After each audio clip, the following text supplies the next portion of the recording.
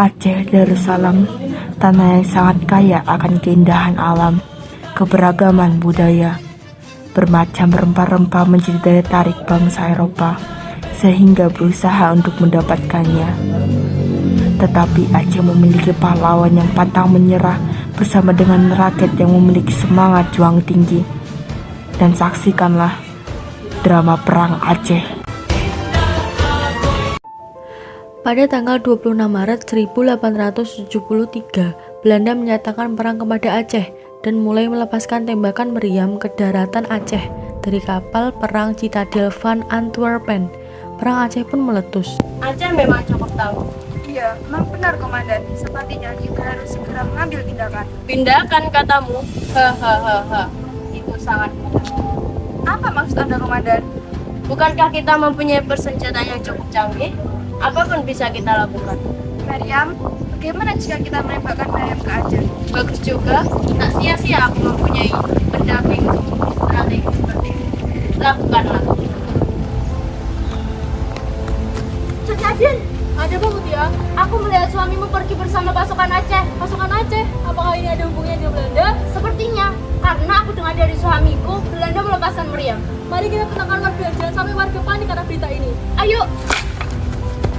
Kesultanan Aceh dapat memenangkan perang pertama. Ibrahim Lamnga yang bertarung di garis depan kembali dengan sorak kemenangan, sementara Kohler tewas tertembak pada April 1873. Kematian Kohler memang menguntungkan untukku. Lihatlah, diriku telah menjadi jenderal sekarang.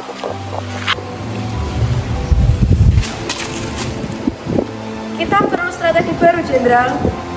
Belum, kau meminta usulan strategi dariku. Bukanlah tugasmu yang membuat strategi dan aku yang menyetujui. Saya hanya bertanya pada jenderal saya yang merupakan mantan pengatur strategi. Pengatur strategi yang sangat hebat. Hahaha. Aku tahu aku hebat. Baiklah, aku akan memberikan ide yang cukup membuat Aceh menderita. Ide apa itu, Jenderal? Kita lihat saja.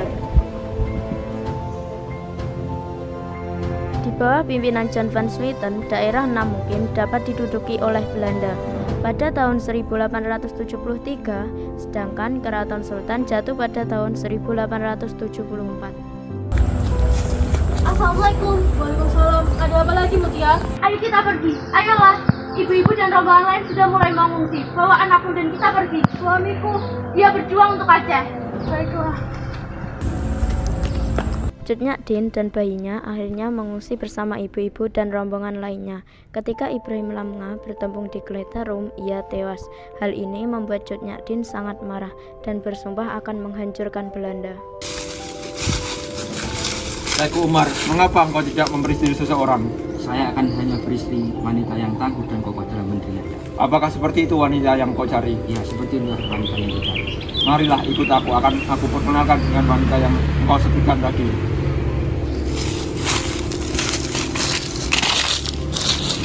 Kau harusnya tersenyum sekarang. Aku sudah tua begini, masih saja ada yang tertarik denganku. Kau harusnya senang akan hal itu. Bagaimana aku bisa senang? Sudahlah, dia telah menunggumu.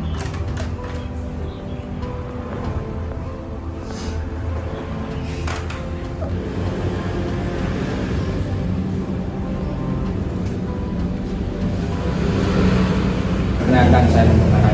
Nama saya Umar. Saya tahu. Saya kesini hendak melamar kau sudah. Untuk apa? Maaf, tapi aku tidak bisa menerima Anda. Maksudnya engkau memang wanita yang tangguh, pemberani, dan kokoh dalam pendirian. Jika engkau menikah denganku, engkau bisa melawan Belanda dengan dendammu sendiri. Baiklah, aku akan menerimamu dengan persyaratan kau benar-benar menepati janjimu. Saya pergi.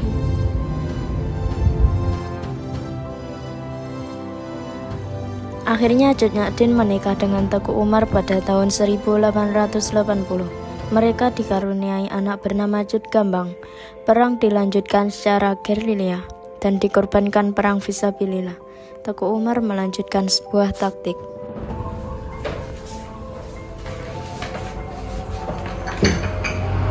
Itu taktik yang cukup bodoh suamiku. Tidak, ini taktik yang sudah lama kupikirkan. Percayalah padaku. Tapi Tempo Umar, Lihatlah, aku sudah sedekat ini dengan Belanda.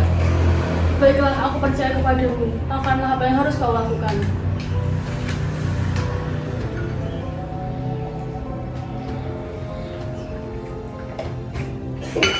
Keesokannya, Teguh Umar dan pasukannya yang berjumlah 250 orang pergi ke Kutaraja dan menyerahkan diri kepada Belanda.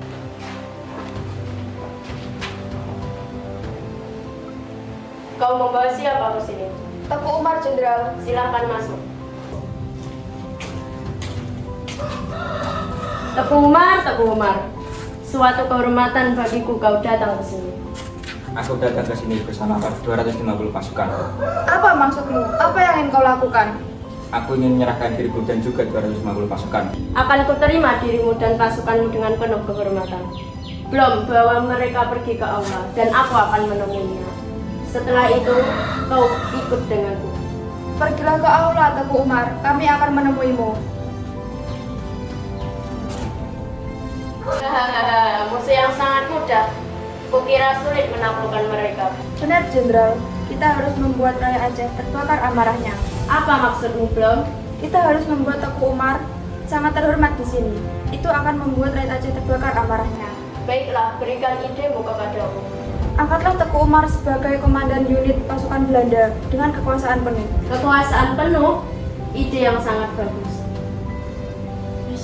Sampai di sana, Belanda sangat senang karena musuh yang berbahaya mau membantu mereka, sehingga mereka memberikan Teguh Umar gelar Teguh Umar Johan Pahlawan dan menjadikannya komandan unit pasukan Belanda dengan kekuasaan penuh di pengungsian.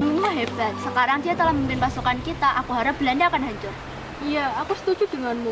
Apakah kau sudah tahu apa yang akan dilakukan suamimu kepada Belanda? Tidak, aku sudah tahu. Bagaimana kau ini, Cut Nyatin? Harusnya dia memberitahumu. Tapi dia tidak. Pasti dia memberitahumu. Kenapa kau terdiam? Selamat siang, Teguh Umar. Selamat siang. Bisakah aku meminjam Cut Nyatin sebentar? Kenapa kau mengatakan hal itu kepadaku? Aku akan pergi. Cut Nyatin, aku pergi dulu. Silakan berbicaralah.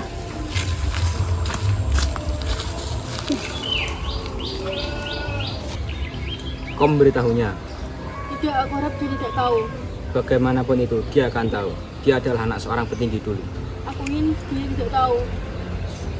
Sudahlah, kita berjuang untuk Aceh. Baiklah. Teuku Umar masih terus berhubungan dengan Belanda. Teuku Umar lalu mencoba untuk mempelajari taktik Belanda, sementara pelan-pelan mengganti sebanyak mungkin orang Belanda di unit yang ia kuasai. Karena merahasiakan rencana itu, Teuku Umar dan Cut Nyatin dituduh sebagai pengkhianat oleh orang Aceh. Pengkhianat, sungguh kau dan suamimu adalah seorang pengkhianat. Sopankan suaramu, aku lebih tua dari. Untuk apa aku bersikap sopan pada pengkhianat? Kenapa, Cut Nyatin? Sekarang berikan aku kesempatan untuk bertanya padamu. Di mana rasa hormatmu kepada suami pertamamu yang hingga meninggal membela rakyat Aceh dan sekarang kau mengkhianatinya? Kenapa kau terdiam, Cut Nyatin? Di mana mulutmu? Di mana sumpah yang kau katakan dengan mulutmu itu? Sumpah menghancurkan Belanda dengan tanganmu. Kenapa, Cut Nyatin? Apa aku harus menjawabnya?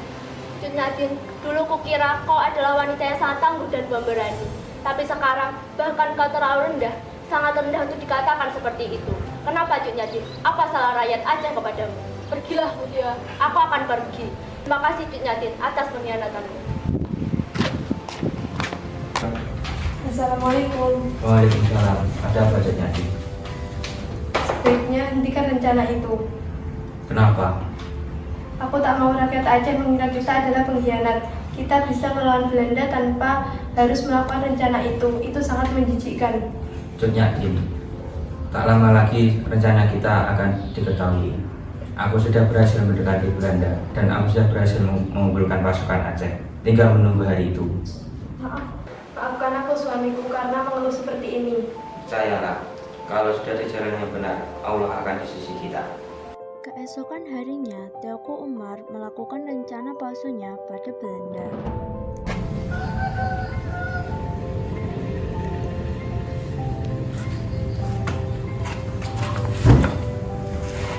Hari ini aku akan menyerang basis Aceh.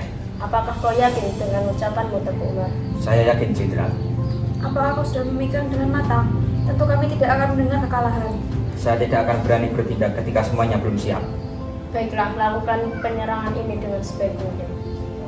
Teuku Umar dan Cut Nyak-dien pergi dengan semua pasukan dan perlengkapan berat, senjata dan amunisi Belanda, lalu tidak pernah kembali. Kurang ajar, bisa-bisanya kita ditipu oleh Teuku Umar. Aku tidak akan bisa membiarkan ini semua blok. Tentu, kita harus melakukan pembalasan, Jenderal. Kita jangan mau dikatakan lebih bodoh dari rakyat Aceh. Benar, kita tidak bisa dibodohi mereka.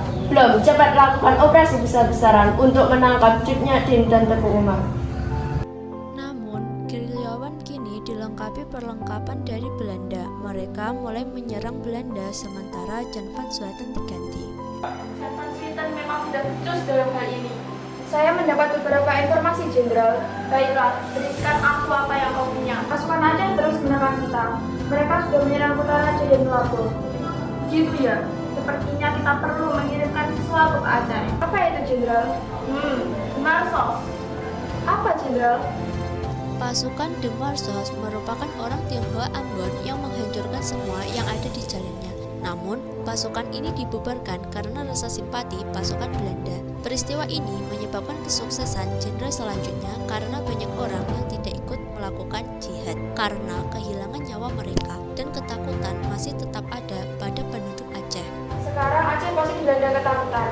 Ya, kau benar. Tapi kita tak bisa hanya berhenti sampai di sini. Maksud Jenderal, Jenderal masih punya suatu rencana. Sewa orang Aceh yang bukan termasuk pasukan pemberontak. Baik, Jenderal. Tapi apa yang akan kita lakukan padanya? Suruh dia untuk memata-matai pasukan pemberontak. Pastikan dia memberiku informasi yang berharga, bukan sampah. Baik, Jenderal, akan saya usahakan. Saya permisi.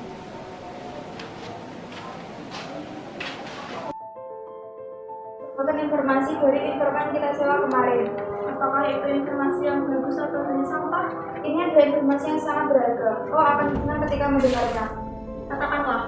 Tanggal 11 Februari, Teuku Umar akan melakukan penyerangan ke Melaku. Bagus, itu adalah informasi yang sangat berharga untukku. Teuku Umar. Sepertinya balasan dari Belanda yang sesungguhnya baru akan tiba. Aku berharap penyerangan ini berhasil. Melihat dari kesiapan Teuku Umar, aku yakin ini berhasil.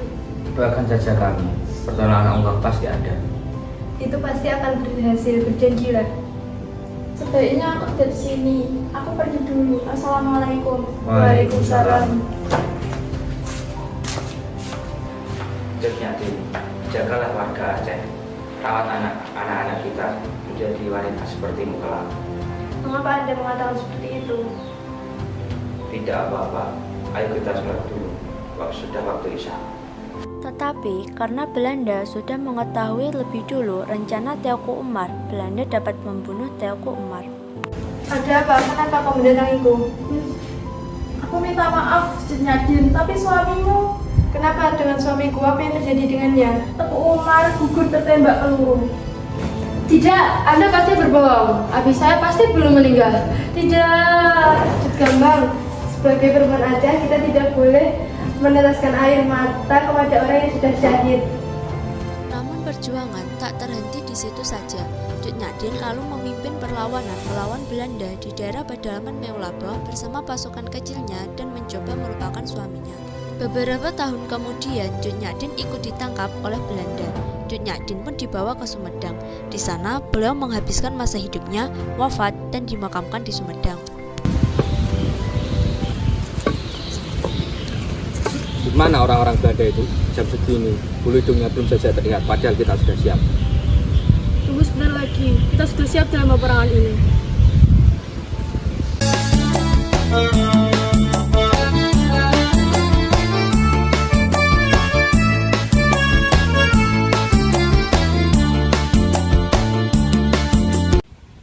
Hei, orang-orang primitif, bersiaplah untuk meninggalkan wilayah ini. Hei para kompeni, jangan asal ngomong kalian. Kalian harus pergi dari sini. Jadi penjajah kok sok banget. Kalian, jangan ngejek ya. Udah jelek, belagu lagi. Hah, jangan cerewet. Banyak sekali omong kosongmu. Bunyi. Serang!